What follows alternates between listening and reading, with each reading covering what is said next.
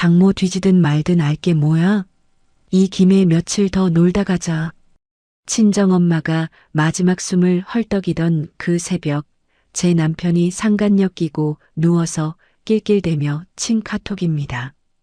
엄마 손 한 번만 잡아달라고 전화를 그렇게 걸었는데 그 인간은 강남 모텔 침대 위에서 그년 옷이나 사주고 있었어요.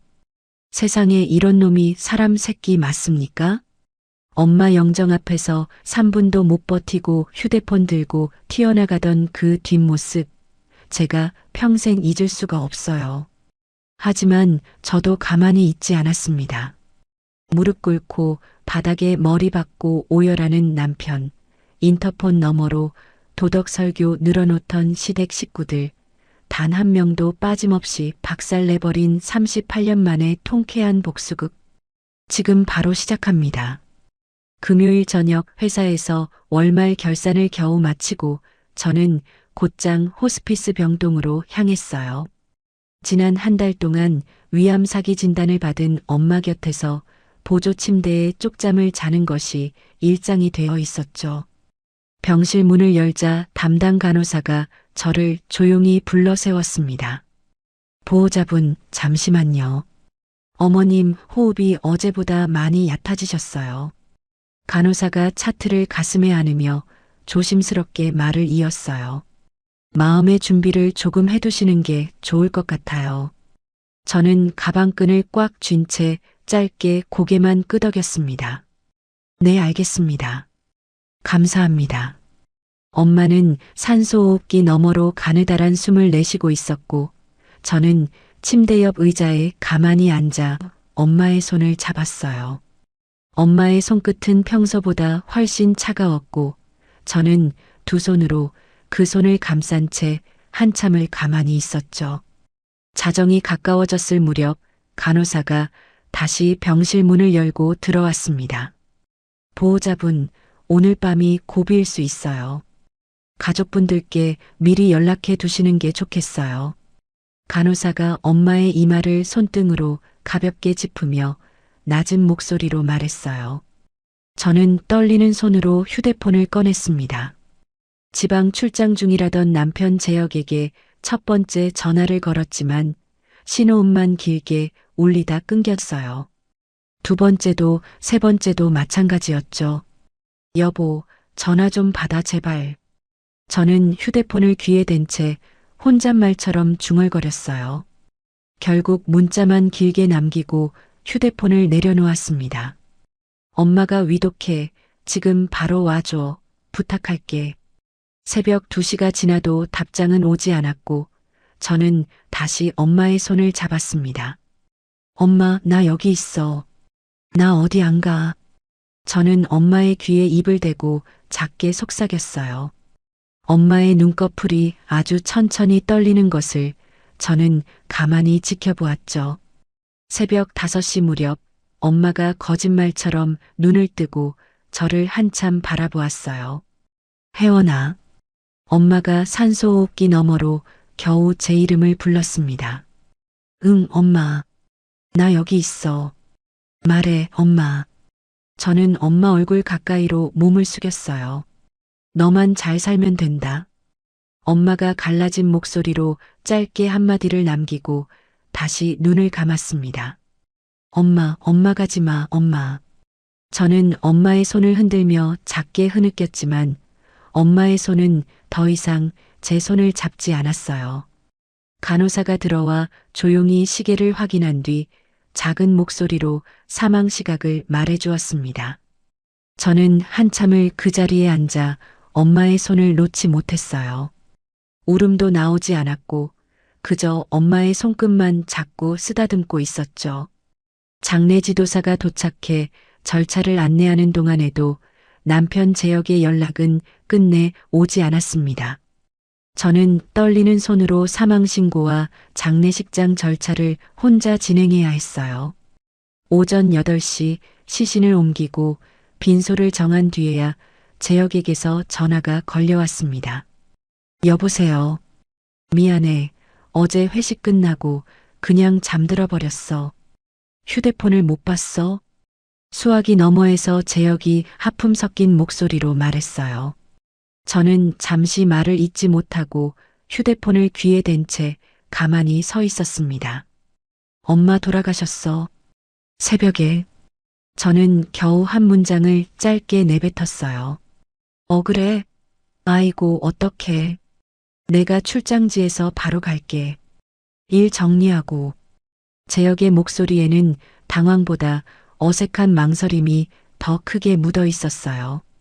그래, 알겠어. 저는 그렇게만 말하고 통화 종료 버튼을 눌렀습니다.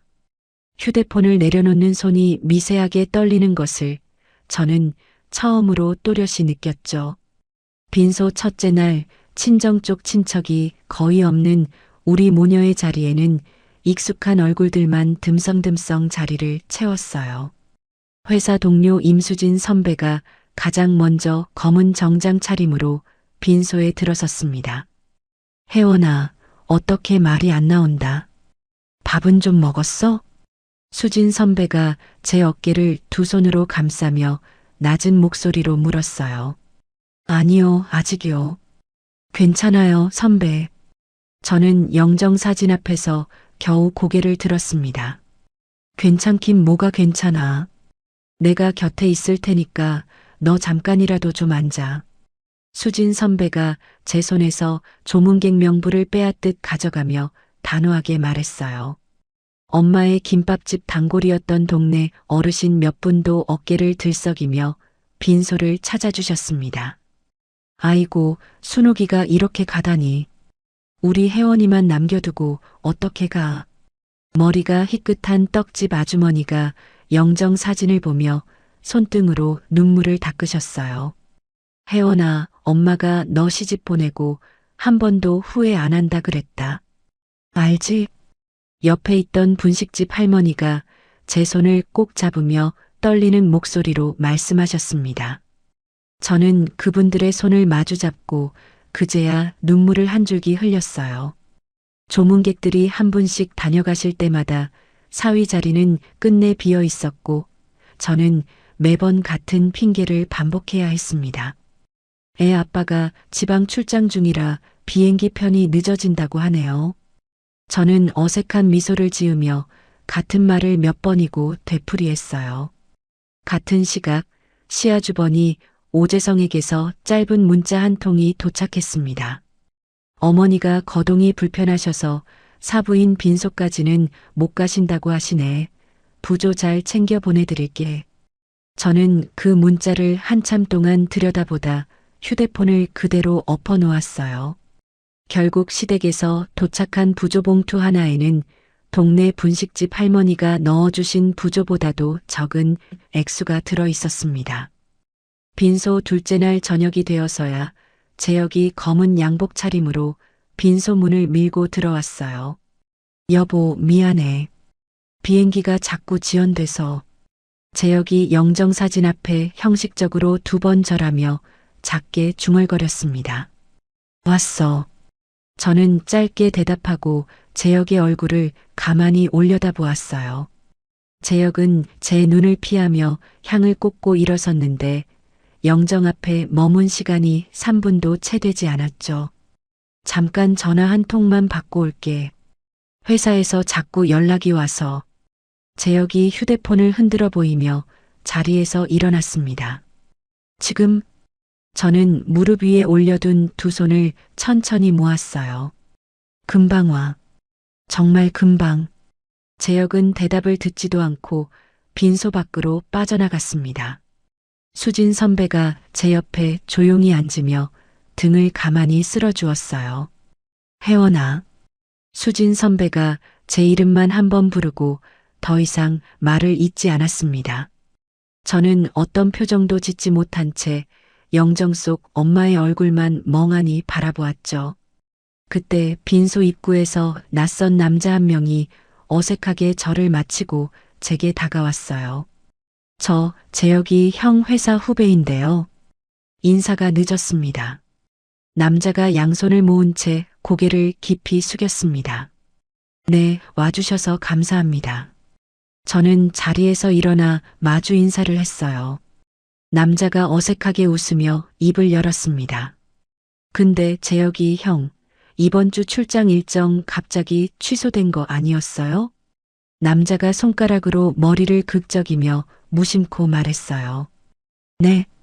저는 짧게 되묻고 그 자리에 가만히 굳어섰습니다. 아니, 어제 오후에 사무실 근처에서 잠깐 본 것 같아서요. 제가 잘못 봤나? 남자가 뒤늦게 분위기를 살피며 어색하게 말끝을 흐렸어요.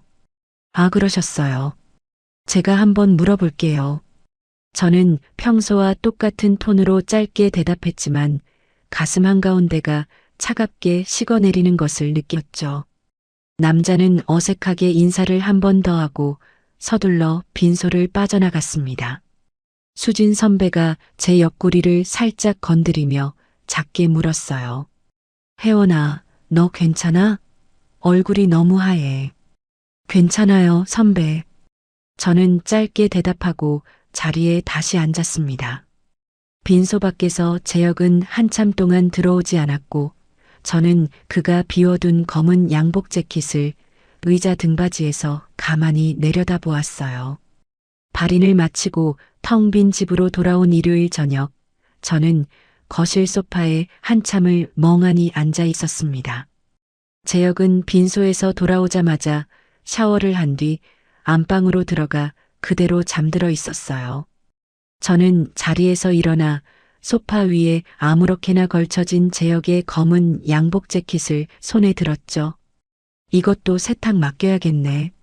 저는 혼잣말처럼 작게 중얼거리며 양복 안주머니에 손을 넣었습니다. 손끝에 종이 2장이 만져졌고 저는 무심코 그것을 꺼내 들었어요. 한 장은 영수증, 다른 한 장은 카드 전표였습니다. 영수증 상단에 찍힌 상호를 읽은 순간 저는 양복 재킷을 든 채 그 자리에 천천히 주저앉았어요. 강남, 어느 모텔의 이름이 또렷하게 인쇄되어 있었죠. 영수증 한쪽에는 결제 시각이 분 단위로 찍혀 있었습니다.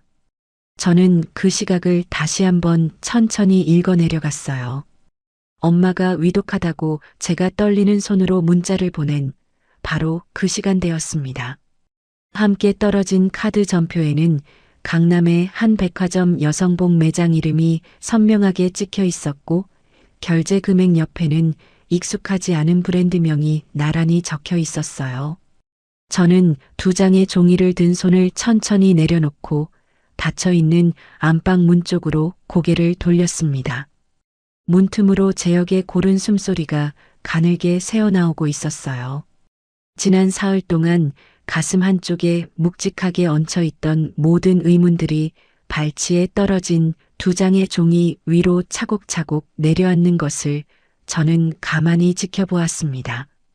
거실 바닥에 주저앉은 채로 시간이 얼마나 흘렀는지 가늠이 되지 않았어요. 벽시계 초침 소리만 거실에 또렷이 울리고 있었죠.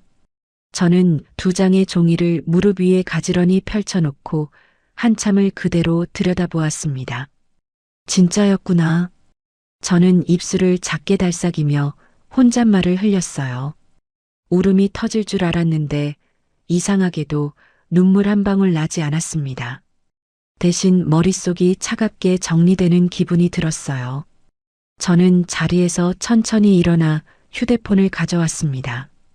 영수증과 카드 전표를 거실 식탁 위에 한 장씩 평평하게 놓고 형광등 바로 아래로 옮겨 글자가 또렷하게 찍히도록 각도를 잡았어요. 찰칵, 찰칵. 저는 손이 떨리지 않도록 식탁 모서리에 팔꿈치를 댄 채 한 장씩 꼼꼼하게 사진을 찍었습니다.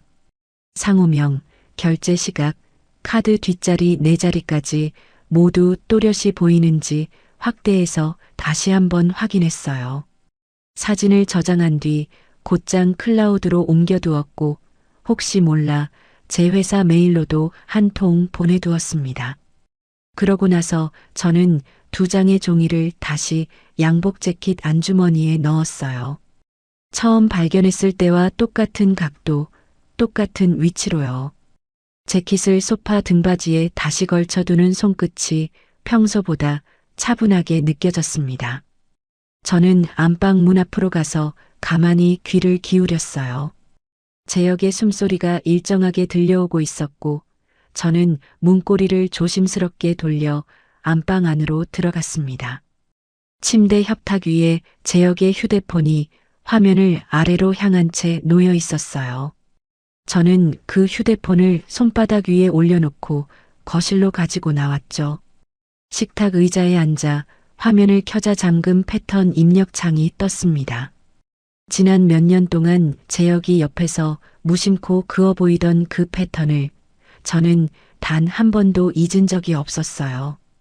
알파벳 L자 모양으로 한 번에 화면이 풀렸습니다. 카카오톡 앱을 누르자 가장 위에 익숙한 이름이 떠 있었어요. 남보경. 같은 팀 후배 직원의 이름이었습니다. 저는 손끝으로 그 이름을 한번 천천히 눌렀어요. 대화창이 길게 펼쳐졌고 저는 가장 최근 메시지부터 천천히 위로 올려가며 읽기 시작했습니다. 오빠, 이번 주말 진짜 같이 보낼 수 있는 거 맞지? 응, 출장 핑계 대고 갈게. 회사에는 이미 말해놨어. 장모님 일 핑계로 며칠 더 비울 수도 있을 것 같아. 오빠 너무했다. 그건 좀. 농담이지, 농담. 진짜 가면 호텔 좋은 데 잡을게. 저는 글자 한자 한자를 천천히 눈으로 따라 읽었어요. 가슴 안쪽에서 무언가가 둔하게 쿵 하고 내려앉는 소리가 들리는 것 같았습니다. 그러나 손은 떨리지 않았어요. 저는 화면을 캡처한 뒤 캡처본을 다시 제 휴대폰으로 한 장씩 전송했습니다. 카카오톡 대화 내용은 위로 한참을 더 올라갔고 영업 출장이라는 핑계로 함께 다녀온 도시 이름들이 줄줄이 나왔어요. 저는 결정적인 화면들만 따로 추려서 모두 사진으로 저장한 뒤 보낸 메시지의 흔적을 깨끗하게 지웠습니다. 휴대폰을 원래 자리에 똑같이 엎어놓고 거실로 다시 나오는 동안 저는 단 한 번도 발소리를 내지 않았어요. 거실 식탁에 앉아 시계를 보니 새벽 3시였습니다. 저는 따뜻한 물 한 잔을 천천히 따라 마셨어요. 물을 삼키는데도 가슴이 데워지지 않는 것이 신기했죠. 다음 날 월요일 아침, 저는 평소처럼 일어나 재혁의 아침 식탁을 차렸습니다. 흰쌀밥에 미역국, 계란말이, 김 한 접시까지요. 여보, 어제 너무 미안했어. 내가 정신이 없어서. 재혁이 식탁에 앉으며 숟가락을 들었어요. 괜찮아. 저는 김치통의 뚜껑을 닫으며 짧게 대답했습니다. 장례 비용 같은 거 부족하면 말해. 내가 보태줄게. 재혁이 미역국을 한술 떠넣으며 말했어요. 응, 그래. 저는 식탁 맞은편에 앉지 않고 싱크대 앞에 그대로 서 있었습니다. 재혁은 그런 저를 한 번도 올려다보지 않았어요. 오늘 회사가 좀 더 쉬어도 되잖아. 재혁이 계란말이를 입에 넣으며 무심하게 물었습니다. 가야지. 결산 마무리해야 돼. 저는 행주로 싱크대 상판을 천천히 닦으며 대답했어요. 그래, 무리하지 말고. 재혁이 식탁에서 일어나 양복 재킷을 걸치고 현관을 나섰습니다. 현관문이 닫히는 소리와 함께 저는 행주를 내려놓았어요. 회사에 도착해 자리에 앉자마자 저는 반차 신청서를 작성했습니다. 오전에 1시간만 회의 자료를 정리한 뒤 자리에서 일어나는데 수진 선배가 저를 조용히 불렀어요. 혜원아, 잠깐만. 수진 선배가 탕비실 쪽으로 저를 데리고 갔습니다. 너 어디 가는 거야? 얼굴이 말이 아니야. 수진 선배가 종이컵에 따뜻한 차를 따라 제 손에 쥐어주며 물었어요. 선배, 저 변호사 좀 만나러요. 저는 종이컵을 두 손으로 감싸주며 작게 말했습니다. 수진 선배가 잠시 말을 멈추고 제 얼굴을 가만히 들여다보았어요. 그래. 필요한 만큼 쉬어. 결산은 내가 다 봐줄 테니까 걱정하지 말고. 수진 선배가 제 어깨를 2번 가볍게 두드렸습니다. 감사해요, 선배. 저는 짧게 고개를 숙이고 사무실을 나왔어요. 가영의 사무실은 회사에서 지하철 2정거장 거리에 있었습니다. 지난밤 자정 무렵 전화로 약속을 잡아둔 터라 가영은 저를 보자마자 곧장 상담실로 안내했어요.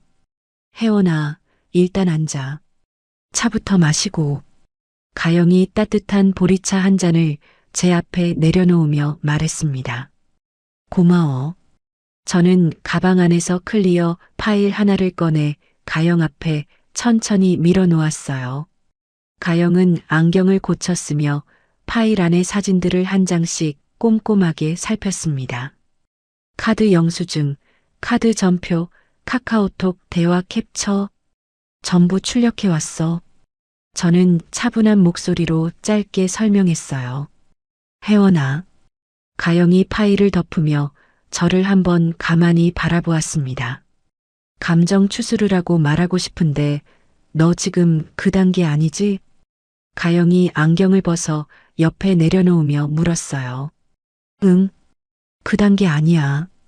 저는 보리차 잔을 2손으로 감싸쥐며 짧게 대답했습니다. 좋아. 그럼 사실관계부터 정리하자. 감정은 잠깐 접어두고. 가영이 노트를 펼치며 펜을 들었어요. 위자료, 재산분할, 상간소송까지 다 가능해. 증거는 충분하고도 남아. 가영이 펜으로 노트 한쪽에 항목을 하나씩 적어 내려갔습니다. 다만 한 가지. 가영이 펜을 멈추고 저를 똑바로 바라보았어요. 지금 바로 터뜨리면 상대가 증거를 다 지우고 숨겨. 일주일만 평소처럼 지내. 절대 티내지 말고. 가영이 단호한 목소리로 말했습니다. 일주일. 저는 그 단어를 입속으로 한번 작게 따라 했어요. 평소처럼 밥 차리고, 평소처럼 출근하고, 평소처럼 인사하고. 할 수 있어? 가영이 펜을 내려놓으며 물었습니다. 할 수 있어. 지난 10년 동안 그것만 해왔거든. 저는 보리차 잔을 천천히 입가에 가져갔어요. 가영이 짧게 한번 한숨을 내쉬고 다시 펜을 들었습니다. 그리고 한 가지 더. 시댁으로 나가는 돈 다 정리해와. 한 푼도 빠짐없이. 가영이 노트에 시댁 항목이라고 크게 적었어요. 응. 오늘 저녁에 다 뽑아올게. 저는 고개를 짧게 끄덕였습니다. 사무실을 나와 지하철역으로 향하는 길에 저는 잠시 발걸음을 멈추고 시어머니가 입원해 있는 요양병원 쪽으로 방향을 틀었어요. 요양병원 원무과 창구 앞에 서서 저는 차분한 목소리로 입을 열었습니다. 진말숙 환자분 자동이체로 들어가는 분담금 다음 달부터 중단할게요. 저는 신분증을 창구 위에 올려놓으며 말했어요. 아, 보호자분이세요. 잠시만요. 원무과 직원이 모니터를 살피며 짧게 대답했습니다. 보호자 변경 절차도 같이 안내해 주세요. 서류 받아갈게요. 저는 가방에서 메모지를 꺼내며 덧붙였어요. 네, 안내문 챙겨드릴게요. 환자분께는 따로 말씀 안 드리는 게 좋을까요? 원무과 직원이 조심스럽게 물었습니다. 네. 가족 안에서 정리하고 다시 연락드릴게요. 저는 짧게 대답하고 안내문을 가방에 챙겨 넣었어요. 요양병원을 빠져나오는데 햇살이 평소보다 길게 인도 위로 내려앉아 있었습니다. 그날 저녁 재혁은 평소와 똑같은 시간에 퇴근해 집으로 돌아왔어요. 오늘 좀 힘들었지. 미역국 또 끓였네. 재혁이 식탁 앞에 앉으며 무심하게 말했습니다. 응, 엄마 생각나서. 저는 평소와 똑같은 표정으로 짧게 대답했어요. 여보, 장모님 일은 진짜 미안해. 회사가 너무 바빠서 그랬어. 이해해주라. 재혁이 숟가락을 들기 전에 한 번 더 사과를 건넸습니다. 응, 알았어. 회사 일이니까. 저는 기만 접시를 식탁 위로 옮겨 놓으며 고개를 끄덕였어요. 재혁은 그 대답에 만족했는지 더 이상 말을 잇지 않고 밥을 먹기 시작했습니다. 저는 그 모습을 잠시 가만히 지켜보다 자리에 앉아 숟가락을 들었어요. 밥을 한 술 떠넣었는데 아무 맛도 느껴지지 않았습니다. 침대에 나란히 누운 그날 밤, 저는 천장을 한참 동안 올려다보았어요. 옆에서 재혁은 등을 보인 채 금세 잠이 들었습니다. 저는 잠든 재혁의 옆모습을 한참 들여다보며 결혼식 날 재혁이 했던 약속들을 하나씩 떠올렸어요. 평생 너만 보고 살게. 장모님은 내가 친엄마처럼 모실게. 너 우는 일 없게 할게. 그 말들이 머릿속에서 천천히 흩어지는 동안 저는 재혁에 대한 어떤 감정도 더 이상 남아있지 않다는 사실을 처음으로 인정했습니다. 새벽 2시, 저는 자리에서 일어나 거실 식탁으로 나왔어요. 노트북을 켜고 인터넷 뱅킹 화면을 띄운 뒤 지난 10년치 자동이체 내역을 한 항목씩 엑셀 파일로 옮기기 시작했습니다. 시어머니 요양병원 분담금, 시아주버니에게 보낸 부모 부양비, 시댁 종교단체 후원금까지요. 숫자가 한 줄씩 늘어날 때마다 가슴 한쪽이 묵직해졌어요. 저는 그 작업을 새벽이 다 갈 때까지 한 줄도 빠뜨리지 않고 천천히 이어갔습니다. 일주일은 길었지만 동시에 짧기도 했어요. 저는 매일 아침 재혁의 식탁을 차렸고 매일 저녁 재혁의 사과를 들어주었으며 매일 밤 잠든 재혁의 등을 보며 가영이 정리해준 다음 단계를 머릿속으로 되짚었습니다. 화요일 아침 저는 평소보다 30분 일찍 일어나 미역국을 한 번 더 끓였어요. 오늘따라 국이 진하네. 재혁이 식탁에서 숟가락을 들며 말했습니다.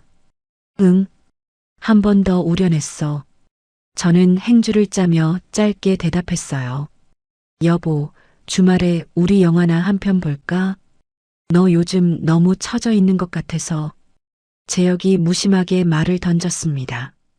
그래, 생각해 볼게. 저는 싱크대를 천천히 닦으며 고개만 끄덕였어요. 재혁이 양복 재킷을 걸치고 현관을 나선 뒤 저는 행주를 내려놓고 거실 식탁에 앉아 가방을 챙겼습니다. 지난밤 미리 정리해둔 자동이체 항목표, 통장 사본, 도장이 가지런히 가방 안에 들어 있었어요. 가영의 사무실에 도착하자 가영은 이미 책상 위에 서류 한 묶음을 펼쳐놓고 저를 기다리고 있었습니다. 혜원아, 앉아. 위임 계약서랑 소장 초안 다 준비해놨어. 가영이 안경을 고쳤으며 자리를 권했어요. 정말 시작하는 거구나. 저는 의자에 앉으며 작게 중얼거렸습니다. 마음 한 번 더 확인할게. 정말 진행할 거야? 가영이 펜을 책상 위에 가지런히 놓으며 저를 똑바로 바라보았어요. 응, 진행해. 저는 망설임 없이 짧게 대답했습니다. 좋아. 그럼 한 장씩 같이 읽어보자. 가영이 첫 번째 서류를 제 앞으로 천천히 밀어놓았어요. 저는 한 장 한 장 글자를 또박또박 읽어 내려갔습니다. 마지막 장에 이름과 도장을 찍는 순간 손끝이 잠시 멈칫했지만 그뿐이었어요. 도장이 종이 위에 똑바로 찍히는 소리가 묘하게 단정하게 들렸습니다. 수고했어. 자, 이제 다음 단계 가자. 가영이 서류를 봉투에 넣으며 말했어요. 응, 자동이체부터 다 정리할게. 저는 가방에서 통장과 도장을 꺼냈습니다. 사무실 한쪽에 마련된 자리에서 저는 인터넷 뱅킹을 켰어요. 시어머니 요양병원 분담금 월 90만 원. 시아주버니 오재성 앞으로 매달 송금되던 부모 부양비 30만 원. 시댁 종교단체 후원금 월 10만 원. 저는 항목을 하나씩 마우스로 클릭한 뒤 해지 버튼을 눌렀습니다. 해지 완료라는 메시지가 화면에 뜰 때마다 가슴 한쪽이 조금씩 가벼워지는 것이 느껴졌어요. 이게 10년 동안 매달 빠져나간 돈이야? 가영이 항목표를 들여다보며 물었습니다. 응, 한 달도 빠진 적 없어. 저는 마우스에서 손을 떼며 대답했어요. 혜원아. 가영이 잠시 항목표를 내려놓고 저를 가만히 바라보았습니다. 한마디만 할게. 너 진짜 오래 참았다. 가영이 짧게 한마디를 건네고 다시 안경을 고쳐 썼어요. 저는 그 말에 대답하지 못한 채 모니터 화면만 한참 들여다보았습니다. 사무실을 나서기 전 저는 휴대폰을 꺼내 도어록 회사의 출장 서비스를 호출했어요. 네, 비밀번호 변경 요청드리고요. 오전 11시까지 와주실 수 있을까요? 저는 차분한 목소리로 통화를 짧게 마쳤습니다. 가영이 옆에서 그 모습을 보며 작게 고개를 끄덕였어요. 잘하고 있어. 오늘 안으로 다 정리해. 가영이 제 어깨를 한번 가볍게 두드렸습니다. 집으로 향하는 택시 안에서 휴대폰이 처음으로 진동했어요. 화면에 제역이라고 떴고 시각은 오전 11시 4분이었습니다.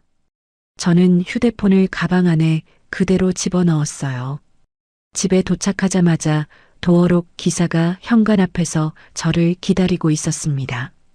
새 번호 어떻게 설정해 드릴까요? 기사가 드라이버를 꺼내며 물었어요. 여기 적어왔어요. 이걸로 부탁드릴게요. 저는 메모지에 적어둔 6자리 숫자를 내밀었습니다. 기사가 익숙한 손놀림으로 도어록 안쪽을 분리한 뒤 새 번호를 입력했어요. 삑삑삑. 새로운 비밀번호가 등록되는 소리가 현관에 짧게 울렸습니다. 수고하셨습니다. 한번 직접 눌러보세요. 기사가 도어록을 다시 조립하며 말했어요. 저는 새 번호 6자리를 천천히 눌렀습니다. 문이 부드럽게 열렸고 저는 그 문턱을 한 번 더 넘어 안쪽으로 들어갔어요. 기사가 떠난 뒤 거실 소파에 앉아 가방에서 휴대폰을 꺼냈습니다. 부재중 전화 7통, 모두 제역이었어요. 저는 휴대폰을 거실 식탁 위에 엎어놓고 따뜻한 차 한 잔을 우렸습니다. 같은 시각 요양병원 원무과에서는 이달 분담금이 입금되지 않은 사실을 확인하고 보호자 번호로 전화를 걸고 있었어요. 회의 중이던 재혁의 휴대폰 화면에 요양병원 번호가 떴고 재혁은 회의실 밖으로 나가 전화를 받았습니다. 네, 보호자입니다. 재혁이 통화 버튼을 누르며 짧게 대답했어요.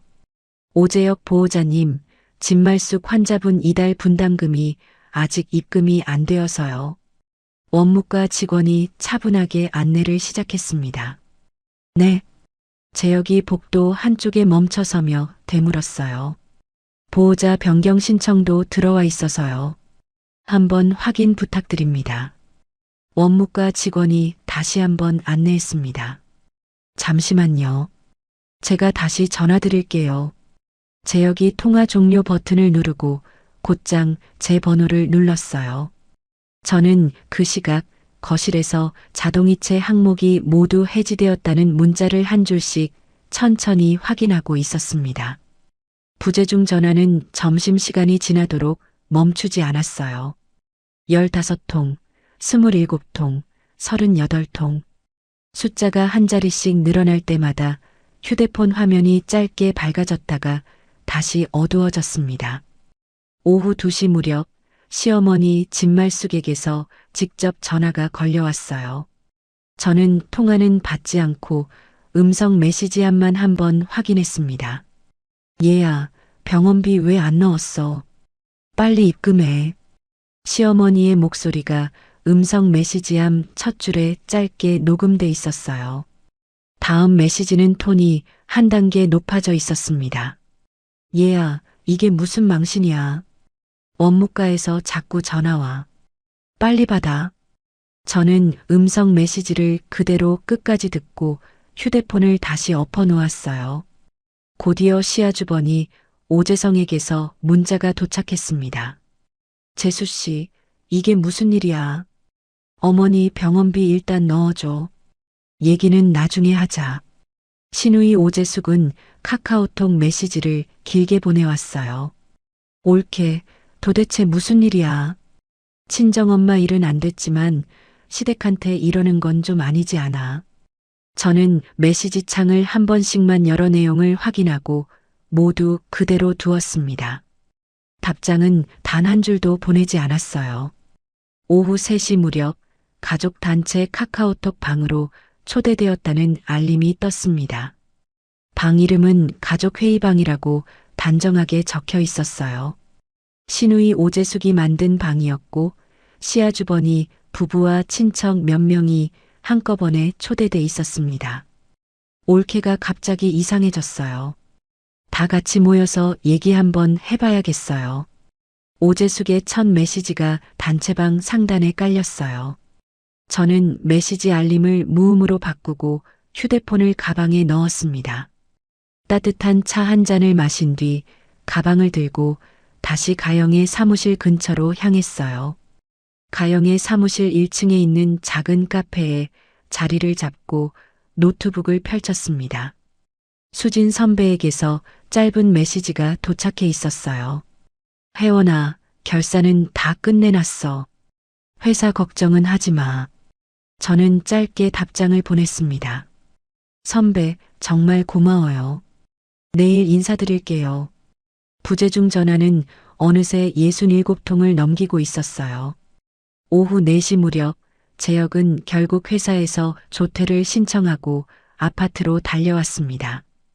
같은 층 이웃이 엘리베이터에서 내리는 재혁과 마주쳤다가 어색하게 인사를 건넸어요. 안녕하세요. 오늘 일찍 들어오시네요. 이웃 아주머니가 짧게 인사하며 지나갔습니다. 네, 안녕하세요.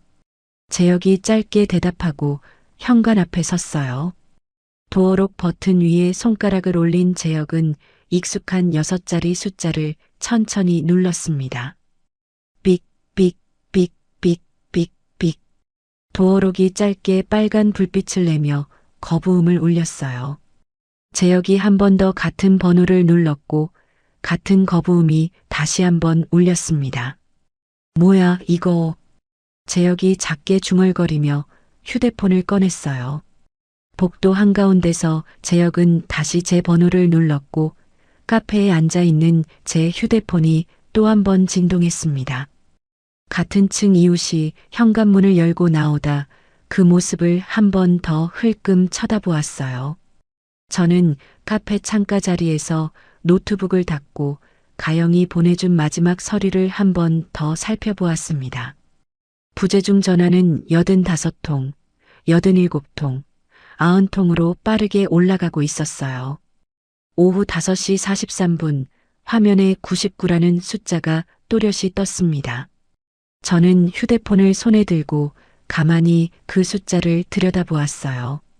가영이 카페 입구로 들어오며 제 맞은편 자리에 앉았습니다. 100번째가 곧 울리겠는데.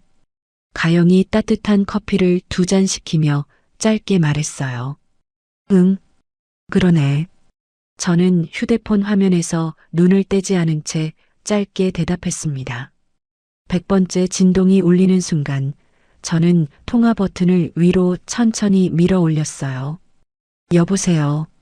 여보, 너 지금 어디야? 병원에서 자꾸 전화 오는데 도대체 무슨 일이야? 재혁이 다급한 숨소리와 함께 한꺼번에 말을 쏟아냈습니다. 저는 휴대폰을 귀에서 잠시 떼었다가 다시 천천히 가져다 댔어요. 여보, 안 들려. 말 좀 해봐. 재혁이 재차 외쳤습니다. 저는 평소와 똑같은 차분한 톤으로 천천히 입을 열었어요. 누구세요? 저는 한 호흡 두고 다시 한마디를 덧붙였습니다. 저 이혼 절차 들어갔는데요. 수화기 너머에서 짧은 정적이 흘렀어요. 뭐라고 했어, 지금? 재혁이 갈라진 목소리로 되물었습니다. 저는 대답하지 않고 통화 종료 버튼을 위에서 아래로 천천히 눌렀어요. 가영이 따뜻한 커피잔을 제 앞으로 가만히 밀어놓았습니다. 잘했어. 가영이 짧게 한마디를 건넸어요. 카페 유리창 너머로 해가 길게 기울고 있었고 가로등 하나가 깜빡이며 막 불을 켜고 있었습니다. 저는 커피잔을 두 손으로 감싸 쥐고 한 모금을 천천히 삼켰어요. 오래 어깨를 짓누르고 있던 무언가가 손가락 마디 끝에서 잠깐 풀려나가는 것을 저는 분명히 느꼈습니다. 그러면서도 동시에 진짜 싸움은 이제부터라는 사실 또한 또렷이 받아들였어요. 그날 밤 재혁은 끝내 집에 들어오지 못했어요. 도어록 앞에서 1시간 가까이 서성이다 결국 발길을 돌렸다는 사실을 저는 다음날 같은 층 이웃의 짧은 인사로 알게 되었습니다. 세댁, 어제 바깥 양반이 한참 문 앞에서 전화하시던데 무슨 일 있어요? 이웃 아주머니가 엘리베이터에서 내리며 조심스럽게 물었어요. 아, 별일 아니에요. 비밀번호를 갑자기 잊으셨다고 하시더라고요. 저는 짧게 미소만 지으며 대답했습니다. 아이고, 그럴 때가 있죠. 살펴가세요. 이웃 아주머니가 어색하게 화제를 돌리며 지나갔어요. 저는 평소와 똑같은 출근길에 올랐습니다. 회사에 도착해 자리에 앉자마자 수진 선배가 종이컵에 따뜻한 커피를 들고 제 자리로 다가왔어요. 혜원아, 어제 잘 마무리됐어? 수진 선배가 작은 목소리로 물었습니다. 네. 일단 1차는 정리됐어요.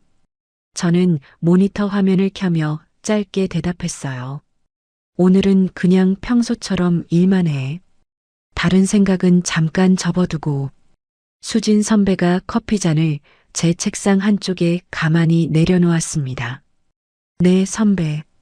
점심도 도시락 싸왔어요. 저는 가방에서 작은 도시락 가방을 꺼내 보였어요. 같은 시각 재혁의 회사 사무실에서는 분위기가 평소와 사뭇 달랐습니다. 며칠 전부터 회식 자리에서 재혁과 남보경이 함께 있던 모습을 떠올리던 동료들이 하나둘 입을 열기 시작했어요. 근데 그 두 사람 좀 이상하지 않았어? 탕비실에서 커피를 타던 한 직원이 동료의 옆구리를 슬쩍 건드렸습니다. 나도 그 생각했어. 회식 끝나고 같은 택시 타는 거 본 적 있거든. 다른 직원이 컵을 든 채 작게 속삭였어요. 근데 형, 어제 갑자기 조퇴하더라. 안색이 진짜 안 좋았어. 세 번째 직원이 끼어들며 말끝을 흐렸습니다. 수군거림은 빠르게 부서 전체로 번져나갔어요. 점심 무렵 시어머니 진말숙은 요양병원 침대에서 휠체어로 옮겨 앉으며 시아주번이 오재성을 향해 목소리를 높이고 있었습니다. 내가 직접 가서 얼굴을 봐야겠어. 며느리가 어떻게 이래. 진말숙이 휠체어 손잡이를 두 손으로 잡으며 말했어요. 어머니, 진정하세요. 제가 전화해 볼게요. 오재성이 어머니의 어깨를 잡으며 달랬습니다. 전화 받으면 내가 이러겠어. 직접 가야지. 진말숙이 휠체어를 앞으로 밀며 짧게 말했어요. 오재성은 결국 요양병원에 외출 신청을 한 뒤 어머니의 휠체어를 자기 차에 싣고 우리 아파트 단지로 향했습니다. 신우이 오재숙도 합류해 단지 입구에 모인 시각이 오후 1시 무렵이었어요. 옳게 받아봐. 오재숙이 휴대폰을 귀에 댄 채 발을 동동 굴렀습니다. 안 받네. 진짜. 오재숙이 휴대폰을 내리며 한숨을 쉬었어요. 재수씨, 우리 다 왔어요. 잠깐 얼굴만 봐요. 오재성이 다시 한번 통화 버튼을 눌렀습니다. 저는 회사 자리에 앉아 진동만 짧게 울리는 휴대폰을 한번 흘끔 보고는 그대로 두었어요. 결국 시댁 식구들은 경비실로 들어가 인터폰 연결을 요청했습니다. 몇 호댁으로 연결해 드릴까요? 경비실 직원이 안경을 고쳤으며 물었어요. 1503호요. 가족인데 비밀번호가 갑자기 바뀌어서요. 오재성이 멋쩍게 웃으며 말했습니다. 같은 시각 저는 휴대폰을 들어 통화 녹음 앱을 켜놓고 인터폰 신호가 오기를 기다렸어요. 거실 인터폰이 띠리링 짧게 울렸습니다. 저는 인터폰 수화기를 들고 짧게 대답했어요. 네. 재수 씨, 나야. 큰형. 오재성의 목소리가 인터폰 너머로 들렸습니다. 네, 아주버님. 저는 평소와 똑같은 톤으로 짧게 대답했어요. 재수 씨, 문 한 번만 열어봐. 어머니 모시고 왔어. 오재성이 목소리를 부드럽게 가다듬으며 말했습니다. 아주버님, 저 지금 집에 없어요. 저는 거실 한가운데 서 있는 채로 짧게 대답했어요. 집에 없어? 오재성이 잠시 멈칫했습니다. 네. 회사 일이 있어서요. 저는 인터폰을 손에 든 채 휴대폰 녹음 버튼이 빨갛게 깜빡이는지 한번 확인했어요. 재수 씨, 가족이라는 게 이렇게 한 번에 끊어지는 게 아니에요. 어머니 생각도 좀 하고. 오재성이 인터폰 너머로 길게 도덕적인 말을 늘어놓기 시작했습니다. 옳게, 친정엄마 돌아가시면 다 그런 거야. 우리도 다 겪어봤어. 정신 좀 차려. 뒤에서 오재숙이 인터폰에 대고 끼어들었어요. 얘야, 내가 직접 왔잖아. 얼굴 한 번만 보자. 진말숙의 목소리도 떨리는 어조로 섞여 들어왔습니다. 저는 그 목소리들을 한번 가만히 듣고만 있다가 차분히 입을 열었어요. 아주버님, 이제 어머님 부양 문제는 변호사 통해서 정리할게요. 저는 짧게 한마디를 던졌습니다. 뭐, 변호사? 오재성의 목소리가 단번에 갈라졌어요. 네. 자세한 건 서류로 받으시면 돼요. 그럼 끊을게요. 저는 인터폰 수화기를 천천히 내려놓았습니다.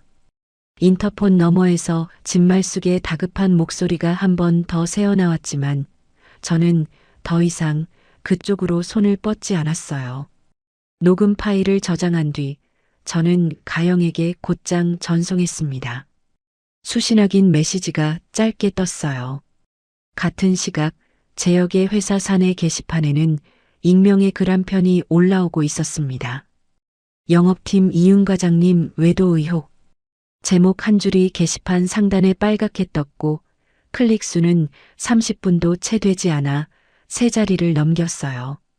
조회수가 올라갈수록 부서 분위기는 빠르게 얼어붙기 시작했습니다. 남보경은 자기 자리에서 모니터만 들여다보고 있었지만 옆자리 동료의 시선이 한 번씩 멈춰 서는 것을 또렷이 느끼고 있었어요. 저녁 무렵 보경은 결국 휴대폰을 들고 비상계단으로 나갔습니다. 오빠, 회사 게시판 봤어? 보경이 떨리는 목소리로 통화 버튼을 눌렀어요. 봤어. 재혁이 짧게 대답했습니다. 어떻게 할 거야? 다들 알고 있는 것 같아. 내 자리 쳐다보는 것도 다 느껴져. 보경이 손바닥으로 입을 가리며 작게 말했어요. 보경아, 지금 내 상황도 답이 없어. 일단 조용히 있어. 재혁이 한숨 섞인 목소리로 말했습니다. 조용히 있어? 그게 무슨 말이야? 같이 책임지자며. 보경이 비상계단 손잡이를 꽉 쥐었어요. 보경아, 미안한데 지금은 진짜 안 돼. 끊을게.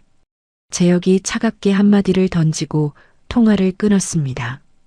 수화기 너머에서 짧은 통화 종료음이 울렸고 보경은 휴대폰을 든 채 한참을 비상계단에 그대로 서 있었어요. 며칠 뒤 가영의 사무실에서 정식 이혼 소장과 상간소송 소장이 함께 발송되었습니다.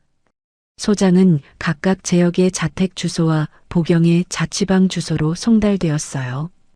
토요일 오후 보경은 자취방에 혼자 앉아 두꺼운 우편 봉투를 손에 들고 있었습니다. 봉투를 뜯는 손이 미세하게 떨렸어요. 피고 남보경 귀하.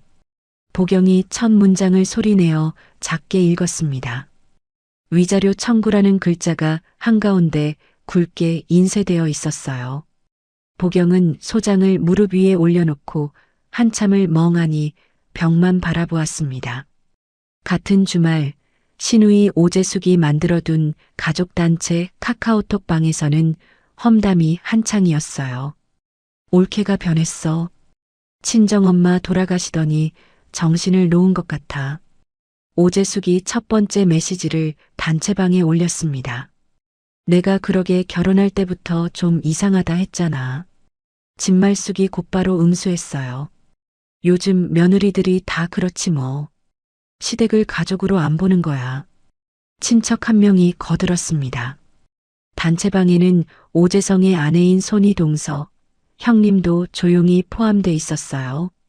형님은 메시지를 한 줄도 적지 않은 채 대화 내용을 한 장씩 캡처하기 시작했습니다. 스크롤을 위로 천천히 올리며 형님은 캡처본을 한 묶음으로 정리해 두었어요. 그날 밤 늦은 시각 형님에게서 짧은 메시지가 도착했습니다. 동서야, 자고 있어. 미안한데 잠깐 통화 가능해. 저는 거실 식탁에 앉아 그 메시지를 한참 들여다보다 통화 버튼을 눌렀어요. 형님, 저예요. 저는 차분한 목소리로 짧게 대답했습니다. 동서야, 자기 전에 꼭 보내고 싶은 게 있어서. 형님의 목소리가 평소보다 한 톤 낮았어요. 네. 저는 휴대폰을 귀에 댄 채 식탁 위 빈 컵을 가만히 내려다보았습니다. 단체방에서 동서 얘기가 너무 많이 오가더라. 차마 두고 볼 수가 없어서 다 캡처해놨어. 보내도 될까? 형님이 조심스럽게 물었어요. 네, 형님. 보내주세요. 저한테 꼭 필요한 자료예요. 저는 짧게 대답했습니다. 동서야. 형님이 잠시 말을 멈췄어요. 내가 진작에 동서 편에 서주었어야 했는데. 미안해. 형님의 목소리 끝이 가늘게 떨렸습니다. 형님, 그런 말씀 마세요. 지금 보내주시는 것만으로도 충분해요. 저는 짧게 대답하며 식탁 위에 놓인 엄마의 손편지를 한 번 더 손끝으로 만졌어요. 동서, 시댁한테 더는 휘둘리지 말고 동서길 잘 가. 형님이 한마디를 더 짧게 덧붙였습니다. 네, 형님. 그렇게 할게요. 저는 통화를 마치고 휴대폰을 식탁 위에 가만히 내려놓았어요. 곧이어 형님이 보낸 캡처 사진들이 한 장씩 휴대폰 화면을 가득 채우기 시작했습니다. 저는 캡처본을 한 장도 빠뜨리지 않고 가영에게 그대로 전송했어요. 가영에게서 짧은 답장이 왔습니다. 혜원아, 잘 받았어. 본안하고는 별개로 정서적 압박 정황 자료로 따로 정리할게. 저는 답장을 짧게 보냈어요. 응, 부탁할게. 휴대폰을 내려놓고 거실 식탁에 가만히 앉아 있는데 책장 위에 올려둔 엄마의 손편지가 눈에 들어왔습니다. 저는 자리에서 일어나 그 편지를 두 손으로 꺼냈어요. 종이를 펼치자 단정한 글씨가 한 줄 한 줄 손끝에 닿았습니다. 엄마는 너 하나만 보고 살았다. 이제는 너도 너만 봐라. 저는 그 한 문장을 손가락 끝으로 천천히 따라 그렸어요. 거실 창밖으로 밤바람이 한 번 길게 지나가는 소리가 들렸고 저는 편지를 다시 곱게 접어 책상 서랍 가장 안쪽에 넣어두었습니다. 일주일 뒤 저는 가영의 사무실에 다시 마주 앉았어요. 책상 위에는 지난 10년치 자동이체 내역을 한 줄도 빠짐없이 정리한 엑셀 출력본이 두툼하게 놓여 있었습니다. 혜원아, 총액 한번 같이 보자. 가영이 형광펜으로 마지막 줄을 짚었어요. 얼마나 돼? 저는 종이를 한 장씩 넘기며 짧게 물었습니다. 10년 합산으로 약 9천만 원이야. 시댁 쪽으로만. 가영이 안경을 고쳤으며 차분하게 대답했어요. 저는 한참 동안 말을 잇지 못한 채 종이만 가만히 들여다보았습니다. 내 월급 절반이 매달 그쪽으로 빠져나갔구나. 저는 손가락 끝으로 합계칸을 천천히 짚으며 작게 중얼거렸어요. 맞아. 그것도 단 한 번도 걸은 적 없이. 가영이 펜으로 항목을 하나씩 짚으며 설명을 이어갔습니다. 아주버님께 매달 30만 원씩 보낸 게 부모 부양비 명목인데 사실은 사업 운영비로 쓰였어. 형님이 보내준 단체방 캡처에 그대로 나와. 가영이 캡처 사진 한 장을 제 앞에 펼쳐 놓았어요. 저는 캡처본 속 시아주버니의 메시지를 한 줄씩 천천히 읽어 내려갔습니다. 이번 달 가게 자재값은 동서가 보내준 걸로 막았어. 다음 달도 잘 부탁해. 저는 캡처본을 손끝으로 잠깐 짚었다가 다시 놓았어요. 단 한 번도 고맙다는 말 들어본 적이 없는데 저는 짧게 한마디를 흘렸습니다. 어머님 병원비도 마찬가지야. 아주버님이 부담해야 할 분담분까지 네가 다 떠안고 있었어. 가영이 다음 장을 넘기며 말했어요. 저는 그 항목 옆에 깨알같이 적힌 메모를 손끝으로 한 번 더 짚어보았습니다. 그 시각 시아주버니 오재성의 집에서는 또 한 번 부부싸움이 한창이었어요. 여보, 어머니를 어떻게 우리 집으로 모셔? 우리 집 형편 알잖아. 오재성이 거실 소파에 앉아 머리를 감싸쥐었습니다.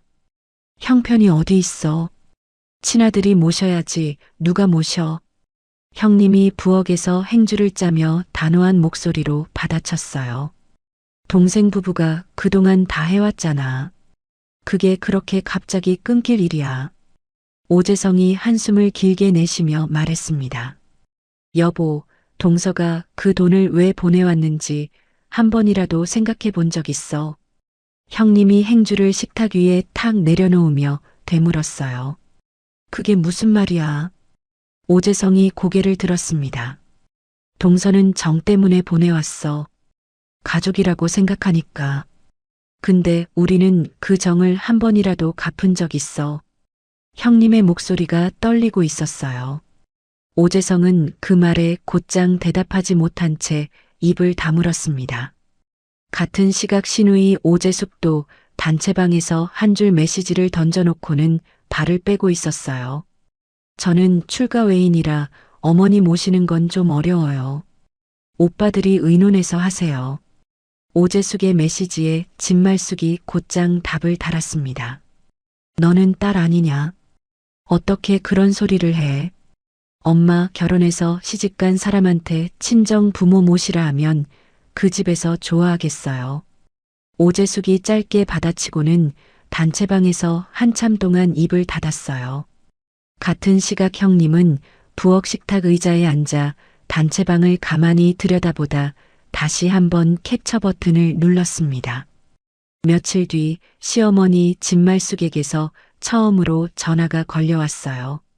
휴대폰 화면에 어머님이라는 글자가 떴고 저는 한 호흡을 길게 고른 뒤 통화 버튼을 눌렀습니다. 여보세요. 저는 차분한 목소리로 짧게 대답했어요.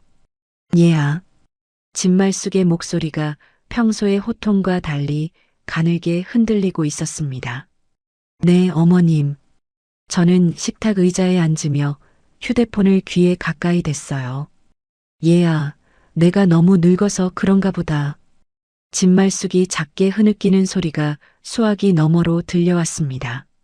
저는 아무 말도 하지 않은 채 다음 말을 기다렸어요. 미안하다, 얘야. 진말숙이 떨리는 목소리로 짧게 한마디를 건넸습니다. 네. 저는 한 호흡 두고 짧게 대답했어요. 수화기 너머에서 진말숙의 숨소리가 잠깐 가라앉았다가 다시 올라왔습니다. 근데 얘야, 재혁이 한 번만 봐주면 안 되겠니? 남자가 한 번쯤 실수도 하는 거지. 진말숙이 결국 익숙한 한마디를 꺼냈어요. 저는 휴대폰을 든 손에 잠시 힘이 들어가는 것을 느꼈습니다. 어머님. 저는 평소와 똑같은 톤으로 한번 어머님을 부른 뒤 잠시 말을 멈췄어요. 오늘 전화 주신 거 감사해요. 건강 잘 챙기세요. 저는 그 말만 짧게 남기고 통화 종료 버튼을 천천히 눌렀습니다. 휴대폰을 식탁 위에 내려놓는데 손끝이 평소보다 차갑게 식어 있었어요. 저는 자리에서 일어나 따뜻한 차를 한 잔 새로 우렸습니다. 가영이 미리 정리해둔 부양 의무분담 문서를 다시 한번 꺼내 들었어요. 자녀 셋의 이름이 가지런히 적혀 있었고 각자의 분담 비율과 월 부담 금액이 또렷한 숫자로 인쇄돼 있었습니다. 저는 그 문서를 식탁 한쪽에 가지런히 놓아두었어요. 같은 주 토요일 저녁 초인종이 울렸습니다. 인터폰 화면에 재혁의 얼굴이 떠 있었어요. 여보, 잠깐만 얘기 좀 하자. 한 번만. 재혁이 인터폰에 얼굴을 가까이 댄 채 말했습니다. 저는 한참 동안 인터폰 화면만 들여다보다 결국 현관문을 열어주었어요. 재혁이 거실로 들어서자마자 양복 재킷을 벗어 던지고 그 자리에 무릎을 꿇었습니다. 여보, 미안해. 한 번만 다시 생각해줘. 보경이랑은 완전히 끝났어. 재혁이 두 손을 바닥에 짚으며 말했어요. 저는 거실 가운데 그대로 선 채 재혁을 가만히 내려다보았습니다. 여보, 내가 잘못했어. 진짜 잘못했어. 재혁이 고개를 숙인 채 같은 말을 반복했어요.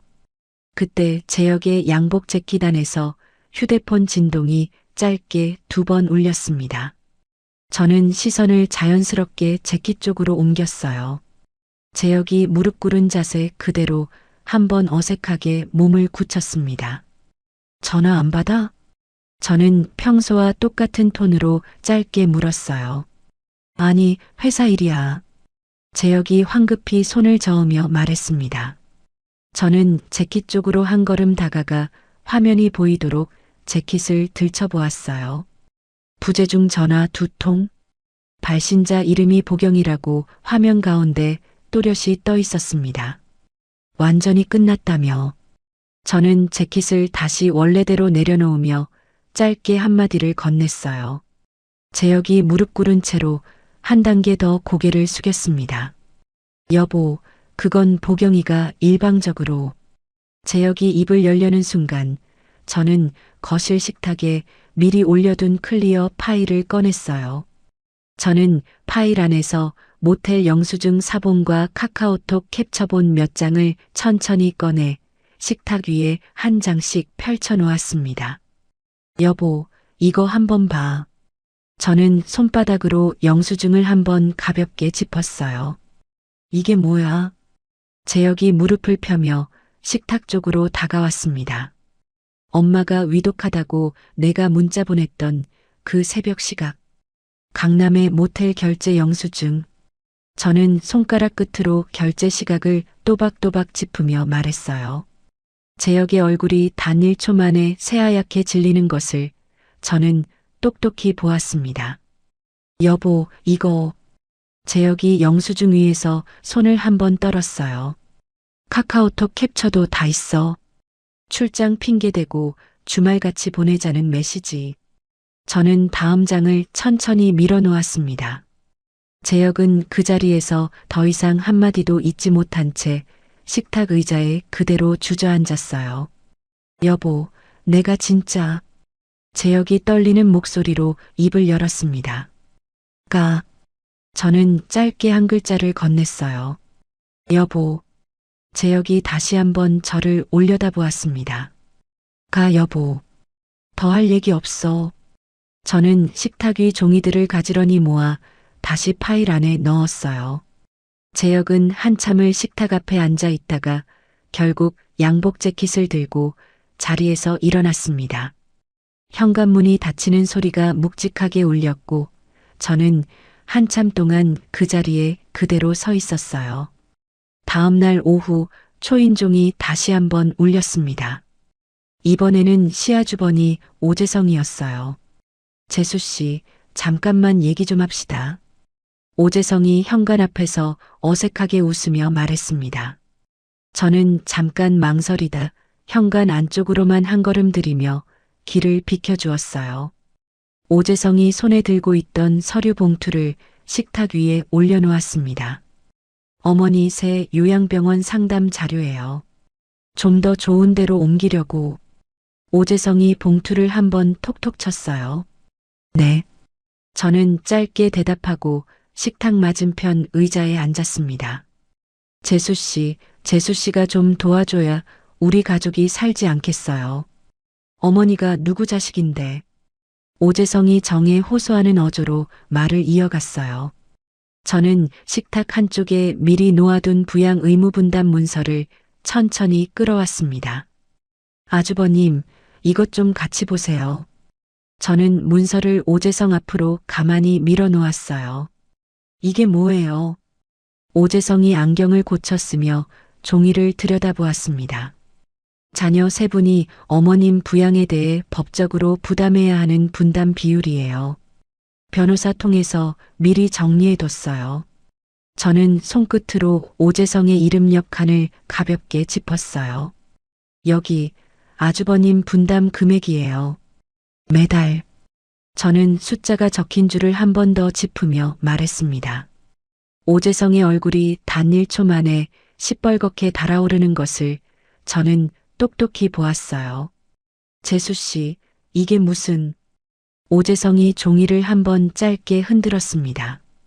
법이 정한 비율이에요. 가족이라는 이름으로 한 사람한테만 떠넘기는 거, 이제는 안 해요. 저는 평소와 똑같은 차분한 톤으로 짧게 말했어요. 오재성은 그 자리에서 한참을 종이만 들여다보다 결국 봉투를 다시 챙겨 들고 자리에서 일어났습니다. 현관문이 한 번 더 묵직하게 닫혔어요.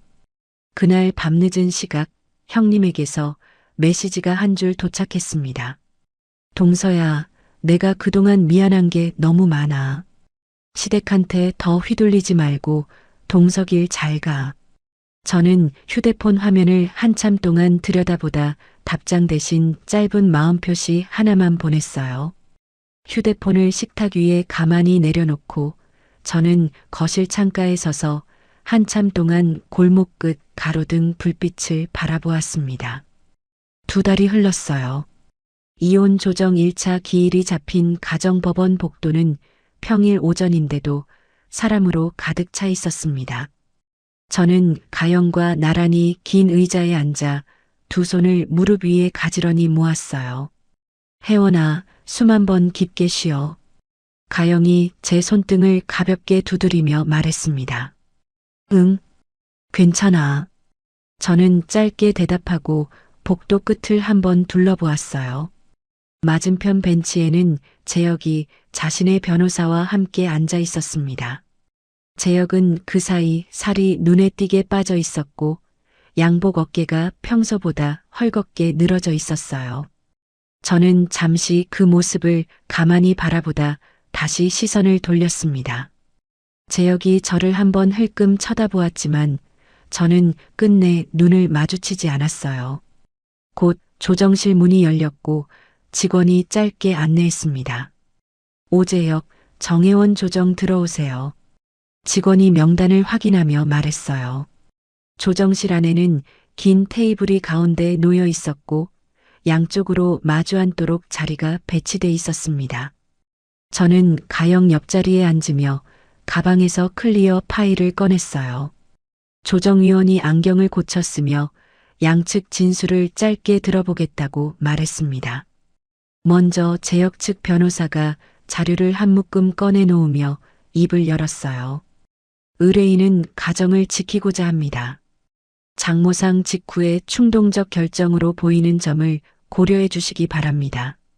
재혁 측 변호사가 짧게 진술을 시작했습니다. 피청구인은 사회에서 직장 생활을 성실히 해왔고 이번 일은 부부간의 일시적 갈등에서 비롯된 측면이 큽니다. 재혁 측 변호사가 서류를 한 장씩 넘기며 이어갔어요. 저는 그 모습을 가만히 바라보다 가영을 한번 흘끔 보았습니다. 가영이 짧게 고개를 끄덕여 보였어요. 청구인 측 진술하시죠. 조정위원이 손짓했습니다. 가영이 자료 봉투를 천천히 풀며 차분한 목소리로 말했어요. 위원님, 충동적 결정이 아닙니다. 시간 순서대로 자료를 보여드리겠습니다.